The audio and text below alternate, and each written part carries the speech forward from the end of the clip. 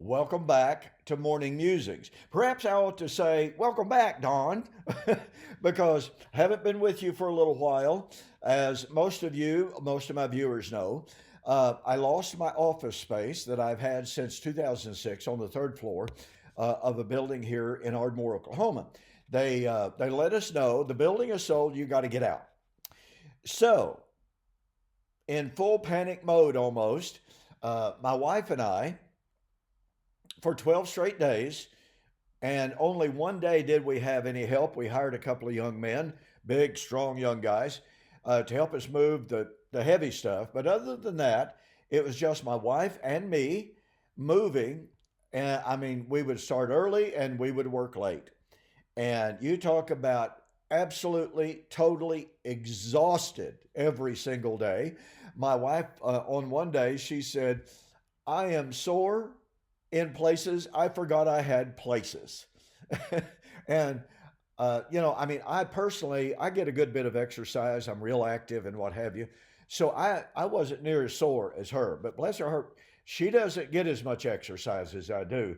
So it was extremely difficult for her. And make no mistake, it was extremely tiring for both of us. And so thankfully the move is done. I will tell you, I've got boxes here in my living room everywhere. I've got file cabinets, and we had to rent two storage buildings to put our stuff in, and we had to put stuff in my garage. I mean, we just got stuff everywhere. Of course, my library took up three rooms all by itself, three large rooms, and then you had rooms for inventory, rooms for storage, and et cetera, et cetera. So it has been quite a saga. I am thrilled to say that the construction of my new office is progressing quite nicely. That's certainly not anything I wanted to do, but life happens and we move on. And by the way, I just absolutely got to say how much my wife and I appreciate the generosity of some of our viewers who have been kind enough to send us contributions and gifts to help with this situation. I told somebody just the other day, uh, at 72 years old, I really did not anticipate having to go in debt for another house payment. But again, life happens. But some of you have been extremely generous and extremely helpful. And we want to express our appreciation to you. Uh, I will say we're not out of the woods by a long shot, but a lot of progress has been made financially and construction wise as well. But any and all assistance that you can give is greatly, greatly appreciated. We've received a number of pledges, monthly pledges of $10 or $15. And look, that is absolutely fantastic. And we appreciate that so very, very much because, at this particular time, every single dime helps. I can tell you that. So even if you're not able to help us much, I just want you to know how much we do appreciate any and all financial assistance because if you've done any construction, it's extremely expensive. I will tell you, we're getting it done at a price far less than the first two estimates that we were given, but it's still expensive. So, with all of that said, I want to get back to our study of the Olivet Discourse. We have been examining Matthew chapter 25, 31, and following, and how it correlates with the rest of the Olivet Discourse and demonstrating that it had to have been fulfilled in AD 70. It is not an end of time parable. It has nothing to do with the end of the Christian age. It has nothing to do with the end of the current age. I've just got to make this comment. It's absolutely amazing that some folks who are so bent on refuting covenant eschatology They're now denying that there ever was such a thing as the age of Moses in the law. They're now denying that there is no such thing as the Christian age, they're telling us. And their entire hermeneutical approach is, well, the term age of Moses in the law, or Mosaic age, or Christian age, doesn't appear in the Bible. Therefore, there is no such thing. Now, these very same people, mind you, these very same people believe in the Trinity. Can they produce a scripture which uses the word Trinity? No. Does that bother them? No. It doesn't bother them that they're totally inconsistent in arguing, oh, well, the term Mosaic law or Mosaic age is not in the Bible, therefore there is no such thing. Or the term Christian age does not appear in the Bible, therefore there is no such thing as a Christian age. But it's okay to speak of the Trinity, even though the term is not found in the Bible. You talk about, folks, I got to tell you, the inconsistency, and you'll just have to excuse me for being really, really blunt here, the hypocrisy of people when they make that kind of an argument is absolutely flabbergasting. Okay, so I get off of my soapbox. So we have been examining how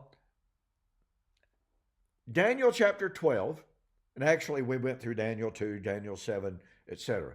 But Daniel chapter 12 correlates with Matthew 25, 31 and following, which in turn correlates with Revelation 11, 15 and following, which in turn correlates and conflates with Revelation chapter 20. One of the things that is so outstanding to me is what Daniel was told. Now, remember, Daniel was told and given a vision of the time of the great tribulation. Daniel chapter 12 and verse 1. Remember that Jesus said the great tribulation would occur in his generation. Daniel was told, Daniel chapter 12, verse 4. Seal up the book, seal up the vision of this book, until the time of the end, and knowledge shall be increased. Hang on to that concept. Then in Daniel chapter 12, 8 through 10, Daniel said, I saw, or I heard, but I did not understand. And Daniel was told again, seal the vision of the book, for it's the time of the end. Many shall run to and fro. The wise will understand. The wicked will not understand.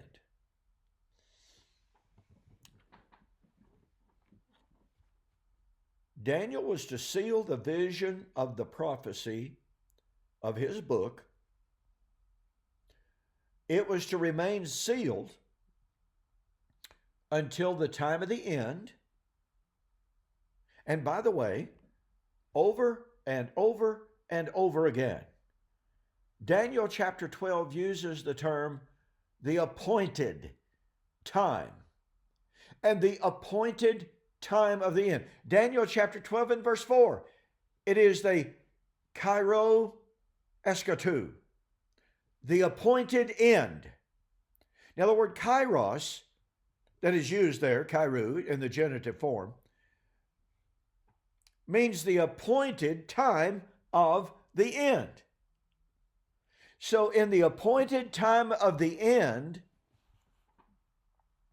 knowledge would be increased. And the book was supposed to be sealed until the time of the end. The wicked would not understand, but the wise would understand. Now, here's something you really do need to understand. Pun intended. In Matthew chapter 24, verse 15, Jesus said, when you Who is Jesus' you? Is he speaking timelessly? Well, no one would surely make the argument that he's speaking timelessly because they believe that he's talking about some people at some point of time. Well, who's the most natural you in the text? Well, his apostles are standing there listening to him. Well, they may be sitting there, but the point of fact is, his living, breathing apostles are sitting there listening to him. And he says, when you see the abomination of desolation. Well, Daniel chapter 9 foretold the abomination of desolation in direct connection with the destruction of the city and the sanctuary. And no, that was not during the time of Antiochus Epiphanes, because the city and the sanctuary was not destroyed in the time of Antiochus Epiphanes. The city and the sanctuary was destroyed in the first century. So here's Daniel chapter 9, which speaks about the time of the abomination of desolation, at the time of the destruction of the city and the temple, which cannot be referring to the time of Antiochus Epiphanes, but most assuredly did happen in the first century. And now Daniel, once again, in Daniel chapter 12, is being told of the abomination of desolation at the time of the end. And Jesus says to living, breathing men, when you see the abomination of desolation, now watch this, spoken of by Daniel the prophet. Now, we have some former preterists running around saying, Jesus was not saying that Daniel foretold the abomination of desolation. No, we are told. The abomination of desolation was in the time of Antiochus Epiphanes. So what Jesus was really saying was, when you see something that resembles the abomination of desolation that happened in the time of Antiochus Epiphanes, then flee. Unfortunately for them, that is not what Jesus said.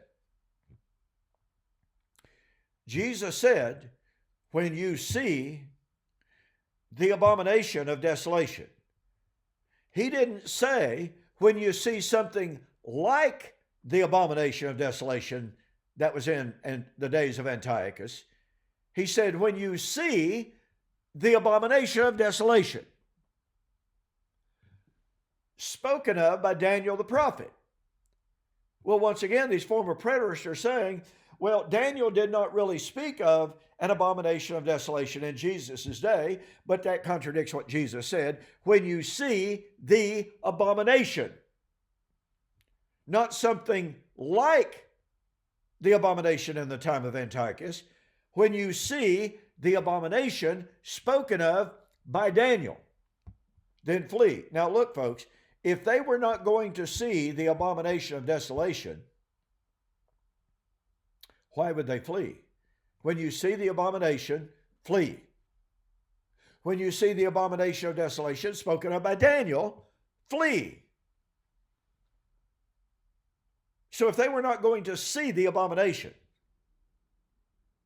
they had no real cause to flee. And let's drive this point home. Jesus had plenty of words to say. When you see something that resembles what happened in the days of Antiochus Epiphanes, which was itself the abomination, then flee. He didn't use those words. He did not use any metaphor. He did not use any simile. He said, when you see the abomination. Now, might it be true that Antiochus Epiphanes did some horrible things? Well, I know he did. And I know that the book of Maccabees even calls it the abomination of desolation. But guess what? The book of Maccabees is not inspired. Jesus was. Here's my point. When you see the abomination of desolation spoken by Daniel the prophet, watch this. Let the one who reads understand. Prior to the time of seeing the abomination, Daniel was a sealed book. When they would see the abomination, they would understand. When was understanding supposed to come? Oh, Daniel chapter 12, verse 3 and 4.